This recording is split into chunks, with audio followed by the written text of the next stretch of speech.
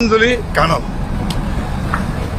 নগাঁও মৰিকলঙৰ যি আমাৰ পাৰত সুন্দৰকৈ নিৰ্মাণ কৰা হ'ল এই যিখন শ্ৰদ্ধাঞ্জলি কানন এখন সুন্দৰ উদ্যান যিখন উদ্যান অহাকাইলৈ অসমৰ মাননীয় মুখ্যমন্ত্ৰী ডক্টৰ হিমন্ত বিশ্ব শৰ্মা ডাঙৰীয়াই আমাৰ ৰাইজৰ কাৰণে শুভ উদ্বোধন কৰিব আৰু একেবাৰে শেষৰ যিখিনি কাম ইতিমধ্যে কৰি আছে কাইলৈ দুপৰীয়া প্ৰায় 1 বজাত সেইখন শুভ উদ্বোধন কৰা হ'ব।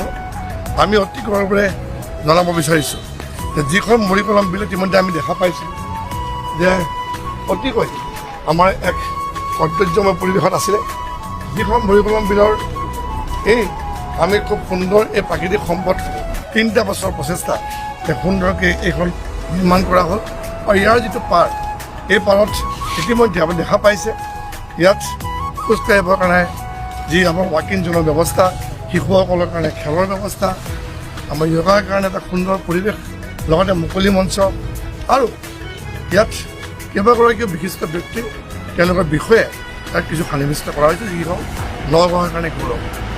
মই ধন্যবাদ জনাইছোঁ মাননীয় মুখ্যমন্ত্ৰী ডক্টৰ হিমন্ত বিশ্ব শৰ্মা ডাঙৰীয়াক যে এই পাৰ্কখন বনাবৰ কাৰণে যি পুঁজি আমাক আবণ্টন কৰিছে প্ৰায় 25 কোটিতকৈ বেছি।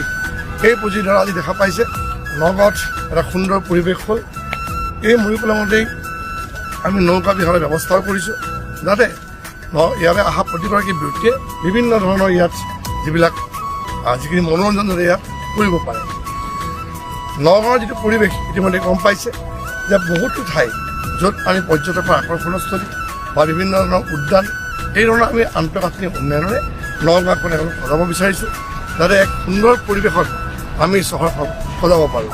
আৰু আমি অহাকালি আৰু এটা আমাৰ কাৰণে খুব ভাল খবৰ যি আমাৰ ঢেকাইপতি নতুনকৈ নাম সলনি হৈ ৰূপকোঁৱৰ চক হ'ল আৰু সেই ৰূপকোঁৱৰ চকত এটা পূৰ্ণাংগ ৰূপকোঁৱৰ জ্যোতিপ্ৰসাদ আগৰৱালাৰ মূৰ্তি স্থাপন কৰা হ'ল আৰু সেই মূৰ্তিও অহাকালি মাননীয় মুখ্যমন্ত্ৰী ডক্টৰ হিমন্ত বিশ্ব শৰ্মা ডাঙৰীয়াই শুভ উদ্বোধন কৰিব।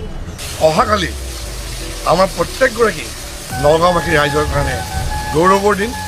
আহক আমি সকলোৱে একেমুখে কওঁ আমাৰ নগাঁও আমাৰ গৌৰৱ।